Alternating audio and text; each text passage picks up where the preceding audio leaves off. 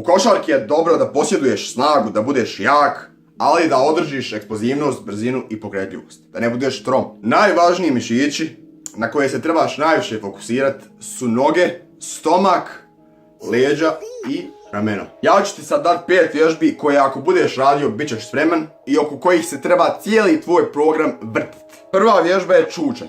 I to 2 varijacije koje ćeš povremeno rotirati. To su prednji čučanj i čučanj sa kettlebell tegićima. To su oni tegići u obliku zvonca. Što se tiče prednjeg čučnja, to je jedna od najboljih vježbi za cijelo tijelo.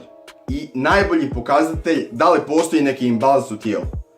Jer ukoliko postoji neki problem, to jest neki imbalans, ti ćeš osjetiti bol i nelagodu. Kada radiš prednji čučanje, forsiraš svoje tijelo da stoji u pravilnom položaju i tako radi dosta stabilizatora i dosta mišićnih grupa. Krenut ćeš prvo s manjim težinama, kasnije ćeš polako povećavati. Bitno je da savladaš formu. Bitno je da ukloniš imbalans u tijelu koji ti ne dozvoljava da radiš pravilno. Onda čučevi sa kettlebell tegovima.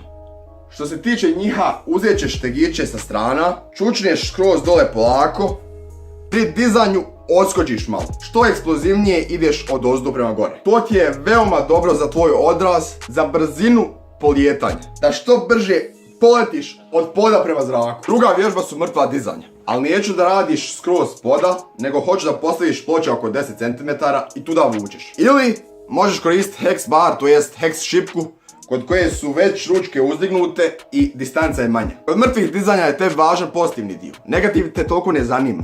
Tako da kad digneš eksplozivno gore, bam, slobodno bacaj šipku dole. Tebi nije cilj da dobiješ puno neiskoristive masi, već da budeš što nabijeniji, što eksplozivniji. No. Treća vježba, izbačaj iznad glavi. Prvo ćeš savladati tehniku, dobro se uhljepti u tu vježbu, čunju. Kasnije ćeš povećavati polako težine. Staneš jako nogama na zemlju, ufatiš šipku, op, i izbaciš je što eksplozivnije gore. Bacaš je dole. Tebi je važno da postigneš što veću snagu kod ove vježbe, to jest da dostigneš što veću težinu. Po mene bi prosjek bio neki 100 kg, da izbaciš iznad svoje glavi. Četvrta vježba su skokovi na kutije različitih visina. Ako postaviš manju visinu, onda ćeš raditi više ponavljanja kontinuirano.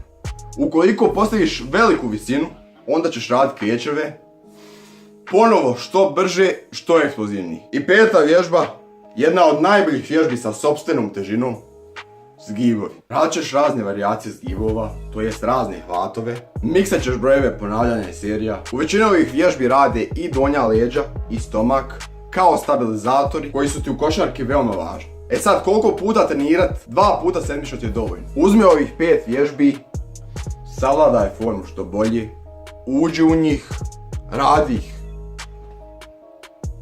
ih i bit ćeš bolji od onih što ih ne radi. Jesi li me čuo? Jesi li ti mene čuo?